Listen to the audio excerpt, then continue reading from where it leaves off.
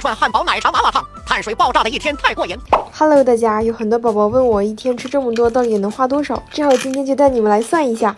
今天我特别想吃咸的，就先点了一个炸串，送过来的时候都还是热的。这个炸鸡排超级好吃，鸡肉嫩嫩的，一点都不柴，咬起来还是脆脆的，上面撒满了调料。我还点了一些素菜，谁懂啊？炸串里的素菜又入味，还能保持原来菜那种脆脆的口感。每次淀粉肠、里脊、鱼豆腐也是必点的，鱼豆腐吃起来是软软弹弹的。还有这个饼，我每次都点，真的是太香了，炫碳水太过瘾了。土豆片也已经炸得软糯了，年糕啊，真是炸的烤的都那么好吃。这一份炸串吃得我胃口大开。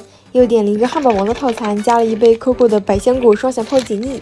这个熏辣鸡腿堡真的太好吃了，鸡腿本身有点辣味，再配上沙拉酱，就是简单的汉堡最原始的好吃。这饮料里面有好多珍珠，每一口都能吸上来5、6个吧。这个汉堡套餐里还有一个洋葱卷，也很香，洋葱的那股辣味在里面不怎么明显，只剩下香了。油炸食品的魅力啊！有很多小伙伴都觉得我吃一天的伙食费应该很高，偷偷告诉你们一个省钱的秘诀，就是可以上美团的拼好饭去下单。我今天的汉堡和奶茶都是在拼好饭买的，现在美团搜索拼好饭578就能进入活动页面了。在这里有一个品质堂食，点进去都是有堂食店的，卫生安全可以放心。现在拼好饭和各大品牌正在联合上新，奶茶只要6.9，其余9.9就能买到。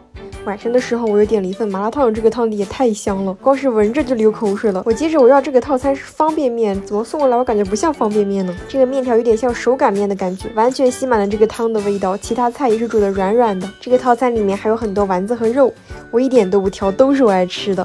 今天的这一顿实际花了这些，我觉得我还是比较省的。今天就吃到这里啦，拜拜了大家，下期再见。